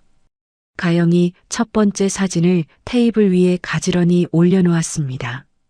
청구인이 친정 어머니의 위독함을 알리는 문자를 보낸 시각, 그리고 같은 시각 피청구인이 강남의 모텔에서 결제한 카드 영수증입니다. 가영이 손가락 끝으로 결제 시각을 또박또박 짚었어요. 조정위원이 안경을 고쳤으며 종이를 한참 들여다보았습니다.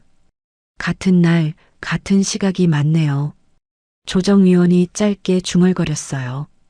재혁의 어깨가 의자 등받이 쪽으로 살짝 내려앉는 것이 보였습니다. 다음 자료입니다. 같은 회사 후배 직원과 주고받은 대화 내용입니다. 가영이 카카오톡 캡처본을 한 장씩 올려놓았어요. 장모님 일 핑계로 며칠 더 비울 수도 있을 것 같아. 조정위원이 그 문장을 가만히 눈으로 읽어내려갔습니다.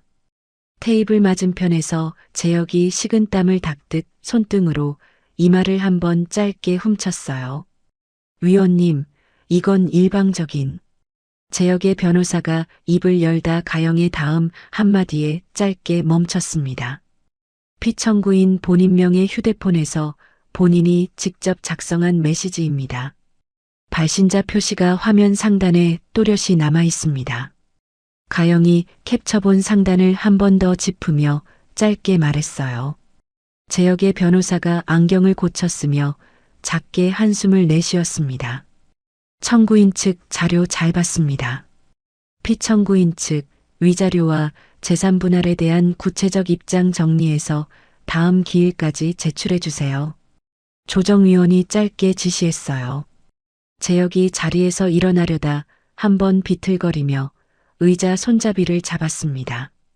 조정실 문을 나서는 길에 재혁이 저를 향해 짧게 입을 열었어요. 여보. 재혁이 작은 목소리로 저를 불렀습니다. 저는 그 자리에 멈춰 서지 않은 채 가영의 등 뒤로 천천히 걸음을 옮겼어요. 복도로 나오자 가영이 어깨를 한번 가볍게 두드려 주었습니다. 잘했어. 첫 단계는 깔끔하게 정리됐어. 가영이 짧게 말했어요. 저는 짧게 고개를 끄덕이고 휴대폰을 확인했습니다. 회사에서 수진 선배에게 짧은 응원 메시지가 한 통 도착해 있었어요. 혜원아, 점심은 꼭 챙겨 먹어. 저녁에 결산같이 보자. 저는 작게 한 줄 답장을 보냈습니다. 선배, 고마워요. 같은 날 오후 가영과 짧은 점심을 마치고 다시 법원으로 돌아오는 길이었어요. 법원 1층 로비 한쪽에서 누군가 저를 향해 작게 외치는 목소리가 들렸습니다. 언니. 저는 한 박자 멈춰서서 그쪽으로 시선을 돌렸어요. 남보경이 두 손을 가슴 앞에 모은 채 저를 향해 서 있었습니다. 화장기 없는 얼굴에 눈가가 부어 있었어요. 언니, 한 번만요. 한 번만 얘기 좀 해요. 보경이 떨리는 목소리로 한 발 다가왔습니다. 가영이 곧장 제 앞을 한 걸음 막아섰어요. 피고와 청구인은 따로 만나지 않습니다. 가영이 차분하지만 단단한 목소리로 짧게 말했습니다. 언니, 저 그날 진짜 몰랐어요. 결혼한 거 알면서도 부부 사이 안 좋다고만 들었어요. 보경이 두 손으로 입가를 누르며 흐느꼈어요. 저는 그 자리에서 한참 동안 보경의 얼굴을 가만히 바라보았습니다. 언니. 보경이 다시 한번 작게 저를 불렀어요. 저는 짧게 숨을 한번 고른 뒤 차분한 목소리로 입을 열었습니다. 보경 씨. 저는 짧게 보경의 이름을 부른 뒤 잠시 말을 멈췄어요. 저는 보경 씨한테 사과받을 자격이 없어요. 사과는 보경 씨 부모님께 하세요. 저는 그 한마디만 짧게 남기고 가영의 등 뒤로 걸음을 옮겼습니다. 뒤에서 보경의 짧은 흐느낌이 한 번 더 들렸지만 저는 끝내 뒤돌아보지 않았어요. 며칠 뒤 가영에게서 짧은 전화가 걸려왔습니다. 혜원아, 보경 씨가 회사에 사직서 냈대. 가영이 차분하게 말했어요. 그래. 저는 짧게만 대답했습니다. 같은 부서 동료들은 책임지겠다더니 도망쳤다. 이런 평가가 도는 것 같아. 가영이 덧붙였어요. 응, 알겠어. 저는 짧게 통화를 마쳤습니다. 재혁의 회사 안에서도 변화는 빠르게 이어졌어요. 영업팀 과장 자리에 있던 재혁은 사내 평판이 나빠지면서 일반관리팀으로 조용히 옮겨졌습니다. 자리 옆에 놓여 있던 영업 우수상 상패도 어느 날 사라져 있었어요. 같은 시각 시어머니 진말숙은 요양병원 6인실에서 옆자리 환자와 사소한 다툼을 또 한 번 일으켰습니다. 간병인이 두 손을 들고 사무실로 들어가 사직 의사를 밝혔어요. 보호자분께 연락드릴게요. 원무과 직원이 차분하게 안내했습니다. 원무과에서 곧장 시아주번이 오재성의 휴대폰으로 전화가 걸려갔어요. 보호자분, 간병인이 또 바뀌어야 할 것 같습니다. 간병비 결제는 어떻게 하실까요? 원무과 직원이 짧게 물었습니다. 잠시만요. 제 카드로 결제할게요. 오재성이 잠깐 망설이다 대답했어요. 그날 저녁 오재성의 집에서는 또 한 번 부부싸움이 한창이었습니다. 여보, 이번 달만 좀 도와줘. 카드값이 또.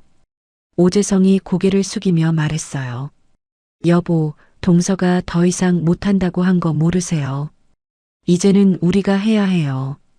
형님이 부엌에서 짧게 한마디를 던졌습니다. 오재성은 결국 입을 다물고 식탁 의자에 그대로 주저앉았어요. 다시 두 달이 흘렀습니다. 이혼 조정 2차 기일에서 재혁 측은 위자료 일부는 인정하되 공동명의 아파트 지분 분할에서는 끝까지 양보하지 않으려 했어요. 위원님, 아파트는 부부가 공동으로 마련한 자산입니다. 지분은 절반씩 나누는 것이 원칙입니다. 재혁의 변호사가 단호하게 말했습니다. 가영이 짧게 안경을 고쳤으며 가방 안에서 노란 봉투 하나를 꺼냈어요. 위원님, 결혼 당시 초기 자금 마련에 관한 자료입니다. 가영이 봉투 안에서 종이 한 장을 꺼냈습니다. 청구인이 친정 어머니께 빌려 결혼 자금으로 보탠 5천만 원의 차용증입니다.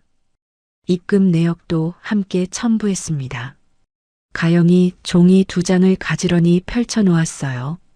조정위원이 종이를 들여다보며 짧게 고개를 끄덕였습니다. 어머님 성함도 또렷이 적혀 있네요. 입금 일자도 결혼 직전이고요. 조정위원이 짧게 말했어요. 재혁의 변호사가 종이를 한참 들여다보다 결국 의뢰인 쪽으로 짧게 한숨을 내쉬었습니다. 실질적 자금 출처를 보면 아파트의 지분은 청구인 쪽 기여가 더 큽니다. 가영이 짧게 마무리했어요. 조정위원이 잠시 자료를 정리한 뒤 차분한 목소리로 입을 열었습니다. 양측 의견 들었습니다. 조정안으로 갑니다. 조정위원이 펜을 들었어요. 조정 결과 재혁은 위자료 3천만 원을 지급하기로 했고 공동명의 아파트의 지분 분할에서 제가 실제 출자한 비율만큼 더 많은 몫을 가져가는 것으로 정리됐습니다. 상간소송 결과 보경에게도 별도로 1,500만 원의 위자료 판결이 내려졌어요. 조정실을 나서는 재혁의 얼굴은 도착할 때와 또 다른 빛으로 식어 있었습니다.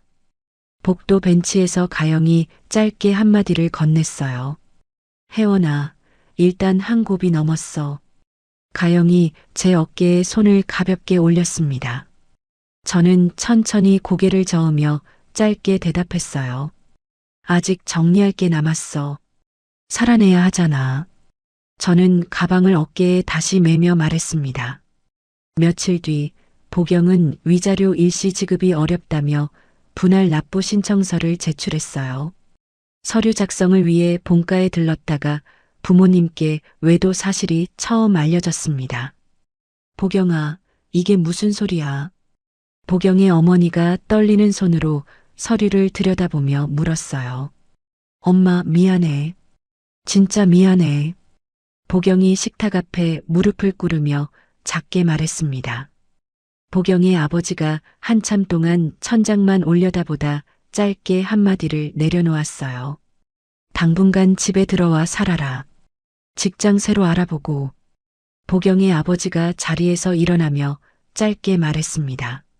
보경은 자취방 짐을 정리해 본가로 옮겼고 매달 위자료를 갚아 나가야 하는 처지가 되었어요.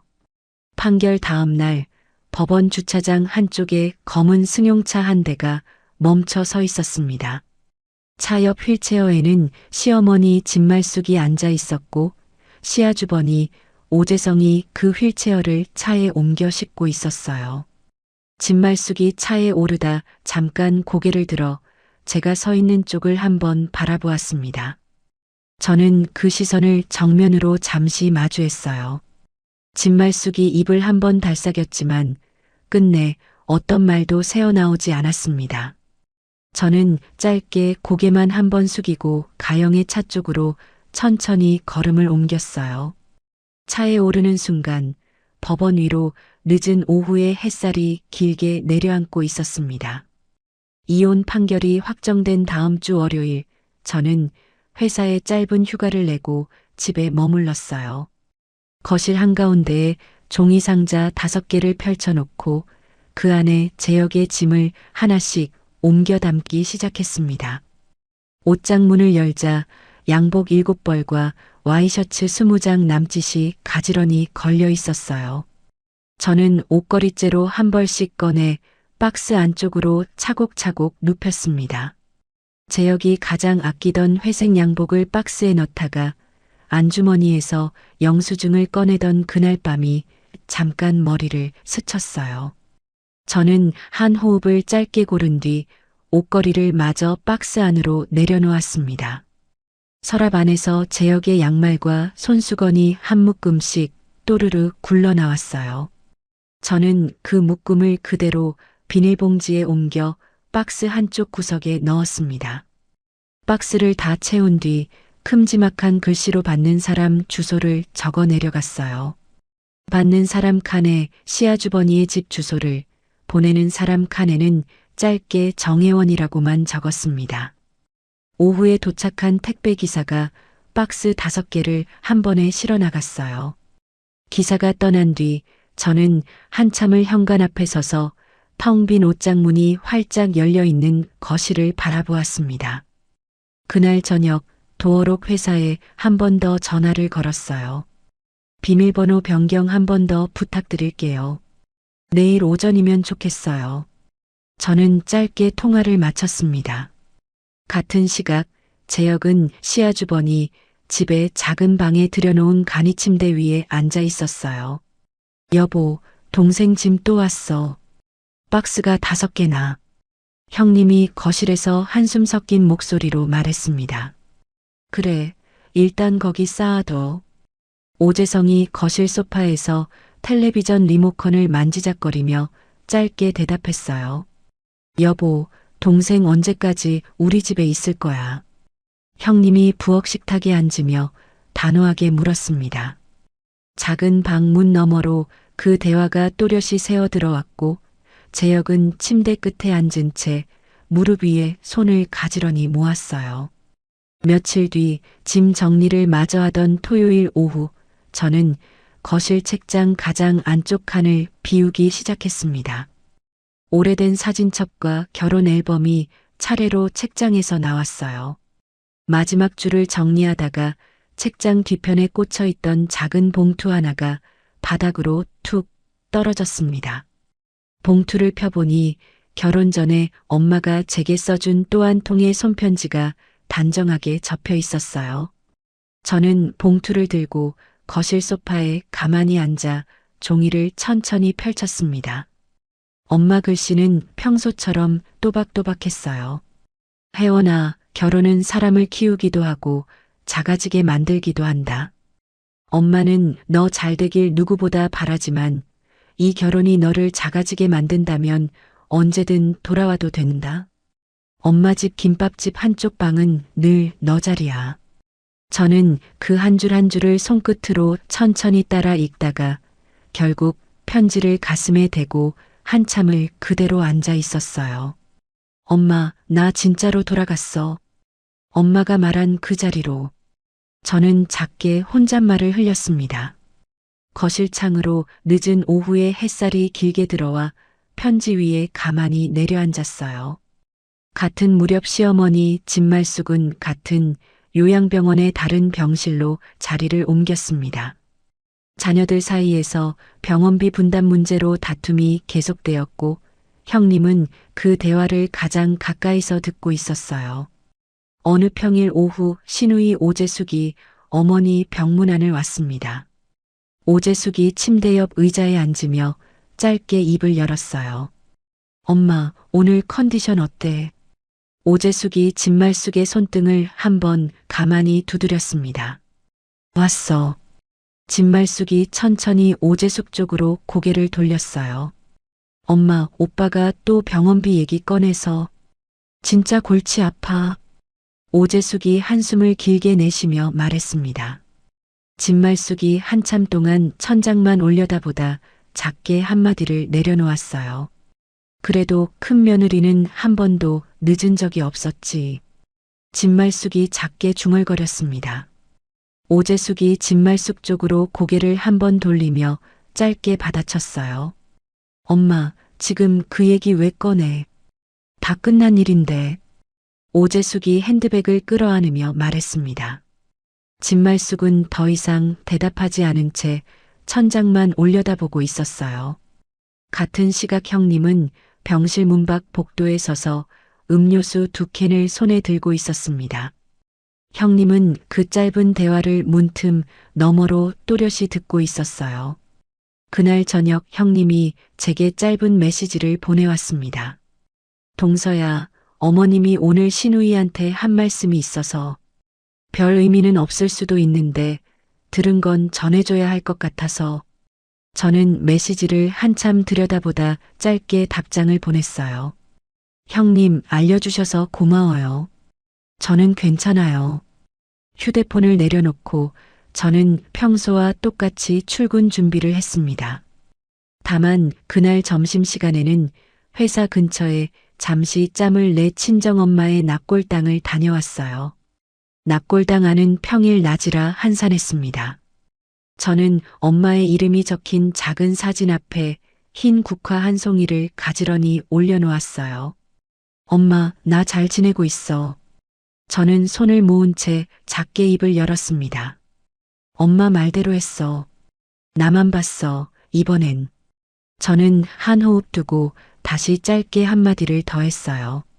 옆자리 가족이 작은 꽃다발을 들고 들어왔고 저는 자리를 양보하기 위해 한 걸음 물러섰습니다. 납골당 밖으로 나오자 봄볕이 길게 내려앉아 있었어요. 같은 주말 형님이 카페에서 저와 마주 앉기를 청해왔습니다. 회사 근처 작은 카페 창가 자리, 형님은 평소보다 옅게 화장을 한 채로 자리에 앉아 있었어요. 동서, 차 한 잔 먼저 시킬게. 형님이 메뉴판을 손에 들며 말했습니다. 저는 짧게 고개를 끄덕이고 가방을 무릎 위에 가지런히 올려놓았어요. 동서, 사실은 내가 할 얘기가 있어서 보자고 한 거야. 형님이 따뜻한 차 한 잔이 식탁에 올라온 뒤 천천히 입을 열었습니다. 네, 형님. 저는 찻잔을 두 손으로 감싸쥐며 짧게 대답했어요. 나 별거 하기로 했어. 아주버님이랑. 형님이 짧게 한마디를 건넸습니다. 저는 잠시 말을 잇지 못하고 형님의 얼굴을 가만히 들여다보았어요. 형님. 저는 짧게 형님을 불렀습니다. 오래 생각한 거야. 결혼 23년 동안. 동서 일 보면서 마지막 결심이 섰어. 형님이 찻잔을 손끝으로 가만히 만지며 말했어요. 동서 덕분에 처음으로 내 인생을 한번 생각해 봤어. 평생 시댁만 보고 살았더라, 나도. 형님이 짧게 한 호흡을 고른 뒤 다시 말을 이었습니다. 형님, 잘 결정하셨어요. 저는 찻잔을 내려놓으며 짧게 대답했어요. 동서야, 이상하지. 시댁이라는 게 가족이라는 이름으로 묶여 있을 땐 그렇게 안 보이다가 한 발만 떨어져서 보면 다 보여. 형님이 창밖을 한번 바라보며 말했습니다. 네, 형님. 저도 그랬어요. 저는 짧게 고개를 끄덕였어요. 형님이 식탁 위로 손을 천천히 뻗어 제 손등을 가만히 잡았습니다. 동서, 우리 이제 시댁이라는 끈 말고 그냥 사람 대 사람으로 보자. 나는 동서 응원할 거야. 형님이 짧게 한마디를 건넸어요. 저는 그 손을 마주 잡은 채 짧게 고개를 끄덕였습니다. 회사로 돌아오는 길에 수진 선배에게서 짧은 전화가 한 통 걸려왔어요. 혜원아, 좋은 소식 하나 알려줄까? 수진 선배의 목소리가 평소보다 한 톤 높았습니다. 무슨 소식이요? 저는 휴대폰을 귀에 가까이 댔어요. 사내 복리후생 담당 자리에 너 추천했어. 팀장님이 좋게 보고 계셔. 수진 선배가 짧게 말했습니다. 저요? 저는 짧게 되물었어요. 네가 적임자야. 격리팀 일도 그대로 하면서 겸직으로 가는 거니까 부담 갖지 말고. 수진 선배가 차분하게 덧붙였습니다. 선배, 고마워요. 저는 짧게 대답하고 휴대폰을 가방에 넣었어요. 며칠 뒤 복리후생 담당 일을 시작하면서 저는 회사 안의 다양한 사람들을 새롭게 마주하게 되었습니다. 그중 한 명이 박은희 차장이었어요. 박은희 차장은 5년 전 비슷한 이혼 과정을 거친 인물로 회사 안에서 묵묵히 자기 자리를 지키고 있는 사람이었습니다. 정혜원 씨, 처음 뵙겠습니다. 박은희예요. 박은혜 차장이 명함을 두 손으로 내밀며 짧게 인사했어요. 네, 잘 부탁드립니다. 저는 짧게 고개를 숙이며 명함을 받았습니다. 수진 씨한테 얘기 좀 들었어요. 천천히 적응하시면 돼요. 박은혜 차장이 옅게 웃으며 말했어요. 저는 그 웃음에서 묘하게 비슷한 결을 느꼈습니다. 복리후생 담당 일을 시작한 일주일 뒤, 저는 점심시간에 짬을 내 엄마의 김밥집 자리를 다시 찾아갔어요. 낡은 골목 어귀에 자리 잡고 있던 김밥집은 이미 다른 가게로 바뀌어 있었습니다. 새 간판에는 작은 분식집 이름이 또렷이 걸려 있었어요. 다만 골목 입구의 오래된 가로등 옆에 엄마 김밥집의 옛 간판 한 조각이 떼어지지 않은 채 그대로 남아 있었습니다. 저는 그 간판 조각을 한참 동안 손끝으로 가만히 만져보았어요. 엄마, 여기 아직 남아있네. 저는 작게 혼잣말을 흘렸습니다. 지나가던 동네 어르신 한 분이 저를 알아보고 짧게 말을 건네왔어요. 아이고, 순옥이 딸 아니야. 오랜만이네. 분식집 할머니가 멈춰서며 짧게 웃으셨습니다. 네, 할머니. 오랜만이에요. 저는 짧게 고개를 숙이며 인사를 드렸어요. 엄마 닮았어. 그대로. 잘 지내고 있지? 분식집 할머니가 제 손을 한번 가만히 잡으셨습니다. 네, 잘 지내고 있어요. 저는 짧게 대답하며 작게 웃었어요. 같은 주 주말, 시아주번이 오재성이 다시 한번 저를 찾아왔습니다. 이번에는 손에 아무 서류도 들고 있지 않았어요. 재수 씨, 어머니가 보고 싶어 하셔요. 한 번만 와줘. 오재성이 현관 앞에서 짧게 말했습니다. 저는 현관문을 활짝 열지 않은 채 그 자리에 그대로 서 있었어요. 아주버님. 저는 짧게 아주버님을 불렀습니다. 그래. 오재성이 어색하게 말끝을 흐렸어요. 법이 정한 부양 의무 안에서 가족들끼리 의논하시는 게 맞아요. 저는 더 이상 그 자리에 있을 사람이 아니에요. 저는 차분한 목소리로 짧게 말했습니다. 오재성이 한참 동안 입을 다물고 있다가 결국 짧게 고개를 한번 끄덕였어요. 그래, 알겠어. 미안해. 오재성이 작게 한마디를 남기고 돌아섰습니다. 현관문을 천천히 닫는데 도어록의 잠금음이 한 박자 늦게 묵직하게 울렸어요. 그날 밤 저는 거실 한가운데에 작은 1인용 소파를 새로 들여놓았습니다. 따뜻한 차 한 잔을 내려놓고 라디오 채널을 평소 좋아하던 주파수로 천천히 맞췄어요. 진행자의 목소리가 거실에 가득 차오를 때까지 저는 볼륨을 한 단계씩 올렸습니다. 10년 만에 처음으로 저는 누구의 눈치도 보지 않은 채 좋아하는 라디오 프로그램을 거실 한가운데에서 크게 틀어놓았어요. 소파에 깊숙이 등을 기대고 따뜻한 찻잔을 두 손으로 감싸 쥔 채 저는 라디오 진행자의 목소리에 천천히 귀를 기울였습니다. 이혼이 마무리되고 6개월이 지났어요. 저는 회사 격리팀에 그대로 남아 12년 차 경력을 차곡차곡 이어가고 있었고 위자료와 아파트 정리로 마련된 자금에 친정엄마가 남기신 적금 5천만 원을 보태 회사에서 도보로 15분 거리에 작은 빌라 2층 전세를 새로 마련했습니다. 이삿날 아침 수진 선배와 박은희 차장이 작은 화분 2개를 들고 새집 현관 앞에 도착했어요. 혜원아, 집들이는 아니고 그냥 잠깐 들렀다 갈게. 수진 선배가 화분을 현관 옆 신발장 위에 가지런히 올려놓으며 말했습니다. 두 분 진짜 일찍 오셨네요. 저는 짧게 웃으며 두 사람을 거실 안쪽으로 안내했어요. 새 집은 어떻게 마음에 들어요? 박은혜 차장이 거실 창가로 다가가며 짧게 물었습니다. 네, 햇볕이 잘 들어요. 아침에 깨는 게 안 힘들어요. 저는 거실 한쪽 벽에 액자를 걸기 위해 망치를 손에 들었어요. 액자 안에는 엄마의 흑백 사진과 손편지가 나란히 들어가 있었습니다. 여기에 거실 메인 자리로 둘 거예요. 저는 벽에 못위치를 손가락으로 짚으며 말했어요. 수진 선배가 옆에서 못이 똑바로 박히는지 한 번씩 봐주었습니다. 쾅, 쾅, 쾅.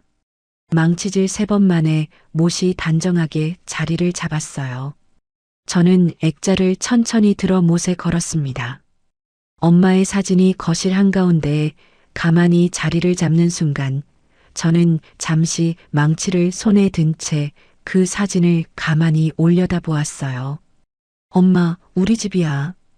저는 작게 혼잣말을 흘렸습니다. 수진 선배가 옆에서 짧게 어깨를 한번 두드려 주었어요. 좋다, 혜원아. 진짜 좋아. 수진 선배가 짧게 말했습니다. 박은혜 차장이 거실 한쪽에 가지런히 놓인 1인용 소파를 가리키며 옅게 웃었어요. 저 소파, 혜원 씨 자리 같아요. 박은혜 차장이 짧게 말했습니다. 네, 제 자리예요. 처음으로 제 자리예요. 저는 짧게 대답하며 한 번 더 작게 웃었어요. 새 집에서의 일상은 평온하게 흘러갔습니다. 저는 매일 아침 출근 전 거실벽에 걸린 엄마의 사진 앞에서 짧게 인사를 건네는 습관을 들였어요. 엄마, 다녀올게. 저는 작은 목소리로 짧게 한마디만 남기고 현관을 나섰습니다. 회사에서는 수진 선배와 박은희 차장과 셋이 한 달에 한 번 작은 모임을 이어갔어요. 회사 근처 작은 한식집 한쪽 자리에 셋이 둘러앉아 따뜻한 국밥 한 그릇씩을 앞에 놓고 이야기를 나눴습니다. 혜원 씨, 요즘 표정이 점점 좋아져. 박은희 차장이 깍두기를 한 점 집으며 말했어요. 그래요? 저는 잘 모르겠는데. 저는 짧게 웃으며 숟가락을 들었습니다. 본인은 모르지. 옆에서 보면 다 보여. 수진 선배가 짧게 거들었어요. 두 분 덕분이에요. 진짜로. 저는 따뜻한 국물을 한 모금 삼키며 짧게 말했습니다. 덕분이긴 본인이 잘 살아낸 거지. 박은희 차장이 짧게 한마디를 더했어요. 저는 그 자리에서 처음으로 이혼한 사람이 아니라 정혜원이라는 이름 그대로 마주 앉아 있는 기분을 느꼈습니다. 같은 시각 제역은 회사에서 또 한 번 평가 미달 통보를 받았어요. 부서 회식 자리에서 한쪽 끝자리에 앉아 술잔을 만지작거리던 재혁에게 옆자리 동료가 짧게 한마디를 건넸습니다. 형, 요즘 어떻게 지내요? 통 연락이 없네. 옆자리 동료가 어색하게 술잔을 부딪히며 물었어요. 그냥 그렇지. 재혁이 짧게 대답하며 술잔을 입가로 가져갔습니다. 형, 새 자취방은 어디예요? 우리 한번 놀러 갈게. 동료가 짧게 인사치레로 물었어요. 회사 근처 원룸이야. 좁아서 사람은 못 받아. 재혁이 짧게 대답하고 술잔을 다시 내려놓았습니다. 회식 자리가 파한 뒤 재혁은 회사 근처 작은 원룸으로 혼자 돌아갔어요. 그가 그토록 자부심을 가졌던 외제차는 위자료를 마련하기 위해 이미 처분한 뒤였습니다. 원룸 현관에 들어선 재혁이 휴대폰을 꺼내 화면을 켰어요. 부재중 전화 영통, 새 메시지 연계. 재혁은 한참 동안 휴대폰 화면을 들여다보다 그대로 식탁 위에 엎어 놓았습니다. 요양병원에서는 시어머니 진말숙이 침대에 누운 채 천장만 한참 올려다보고 있었어요. 옆자리 환자의 보호자가 죽그릇을 들고 와 환자에게 한 입씩 떠먹이는 모습을 진말숙은 가만히 지켜보았습니다. 며칠 뒤 형님이 짧은 메시지를 보내왔어요. 동서, 별 얘기는 아닌데 어머님이 요즘 동서 이름을 자주 부르신대. 저는 그 메시지를 한참 들여다보다 짧게 답장을 보냈습니다. 형님 알려주셔서 고마워요. 저는 괜찮아요. 휴대폰을 내려놓고 저는 출근 가방을 다시 챙겼어요. 어느 주말 오후 박은희 차장이 회사 근처 카페에서 저에게 짧게 한 가지 제안을 건넸습니다. 혜원 씨, 제가 운영하는 작은 독서 모임이 있는데요. 박은혜 차장이 따뜻한 커피잔을 두 손으로 감싸주며 말했어요. 독서 모임이요? 저는 짧게 되물었습니다. 비슷한 일을 겪은 분들 5명 정도 모여서요. 한 달에 한 번씩 책 한 권 같이 읽고 얘기 나누는 자리예요. 박은희 차장이 짧게 설명했어요. 저도 가도 될까요? 저는 조심스럽게 물었습니다. 오시면 좋겠어요. 부담 없이 한 번만 와보세요. 박은희 차장이 짧게 웃으며 말했어요. 다음 주 토요일 오후 저는 박은희 차장이 알려준 작은 책방 2층에서 처음으로 모임 자리에 앉았습니다. 5명의 여성이 둥글게 둘러앉아 있었고 각자 앞에는 같은 표지의 책 한 권씩이 놓여 있었어요. 오늘 새로 함께 하실 정혜원 씨예요. 박은희 차장이 짧게 저를 소개했습니다. 안녕하세요. 정혜원이라고 합니다. 저는 짧게 고개를 숙이며 인사했어요. 옆자리 한 분이 따뜻한 차 한 잔을 제 앞으로 가만히 밀어주었습니다. 천천히 하시면 돼요. 처음 오신 분들 다 그래요. 옆자리 분이 짧게 웃으며 말했어요. 저는 그 자리에서 처음으로 누구의 며느리도 누구의 아내도 아닌 정혜원으로서 짧게 제 이야기를 꺼내보았습니다. 말이 길지 않았어요. 다만 그 자리에 모인 분들은 제 말 사이에 짧은 공백 하나하나에도 가만히 고개를 끄덕여 주었습니다. 비가 잦아진 어느 평일 저녁, 저는 회사를 나와 평소처럼 횡단보도 앞에 섰어요. 신호등의 빨간 불이 깜빡이는 그 사이로 길 건너편에 우산도 없이 비를 맞고 서 있는 한 사람이 눈에 들어왔습니다. 재혁이었어요. 저는 신호가 초록색으로 바뀐 뒤에도 잠시 그 자리에 멈춰 서 있다 천천히 걸음을 옮겼습니다. 재혁이 횡단보도 한가운데에서 저를 향해 한 걸음 다가왔어요. 여보. 재혁이 작은 목소리로 저를 불렀습니다. 저는 그 자리에 멈춰 서지 않은 채 한 걸음을 더 옮겼어요. 한 번만 얘기하고 싶어. 재혁이 빗물을 손등으로 닦으며 짧게 말했습니다. 저는 짧게 숨을 한 번 고른 뒤 차분한 목소리로 입을 열었어요. 이미 다 끝났어요. 저는 그 한마디만 짧게 남기고 다시 걸음을 옮겼습니다. 여보, 한 번만. 재혁이 등 뒤에서 한 번 더 저를 불렀어요. 저는 신호등이 다시 빨갛게 바뀌기 전에 횡단보도 끝까지 걸음을 옮겼습니다. 빗속에서 재혁의 모습이 점점 작아지는 동안 저는 단 한 번도 뒤를 돌아보지 않았어요. 집에 도착해 현관문을 닫는 순간 저는 어깨에 들어가 있던 힘이 비로소 풀려나가는 것을 느꼈습니다. 거실벽에 걸린 엄마의 사진 앞에 잠시 서서 짧게 인사를 건넸어요. 엄마, 다녀왔어.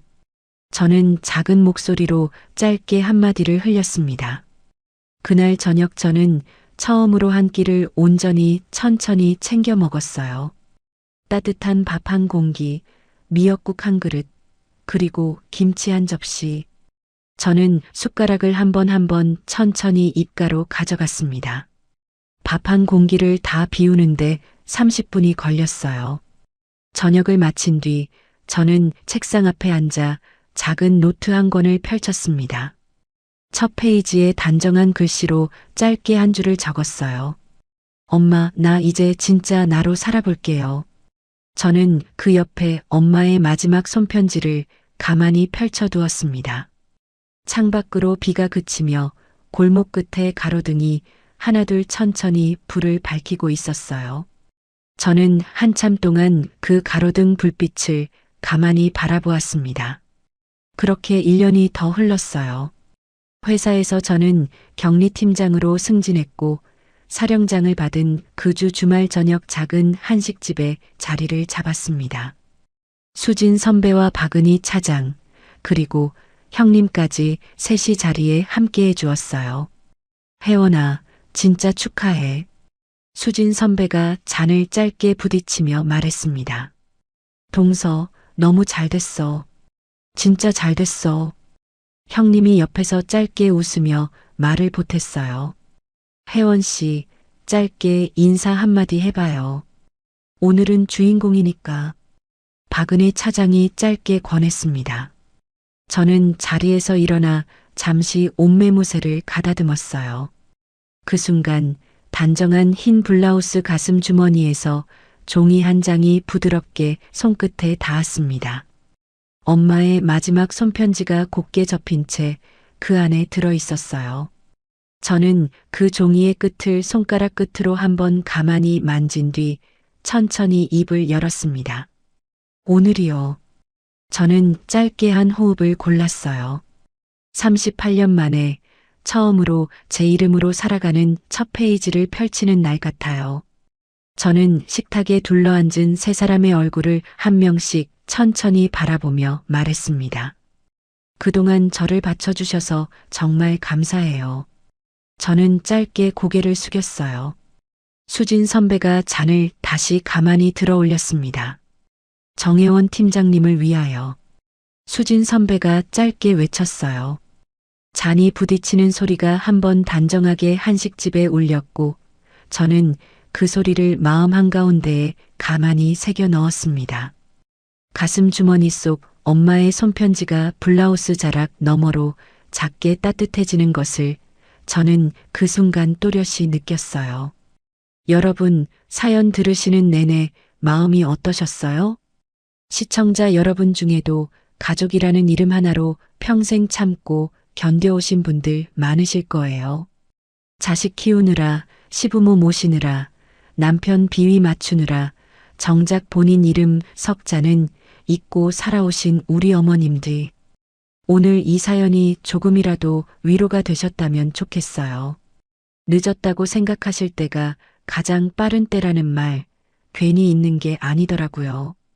지금부터라도 본인을 위해 따뜻한 차 한 잔 우려 드시고 좋아하는 라디오 한번 크게 틀어보세요. 오늘 사연이 시원하셨다면 구독과 좋아요 꼭 눌러주시고요. 이야기를 끝까지 들어주신 분이 계시다면 잘 들었다고 댓글 하나만 남겨주세요.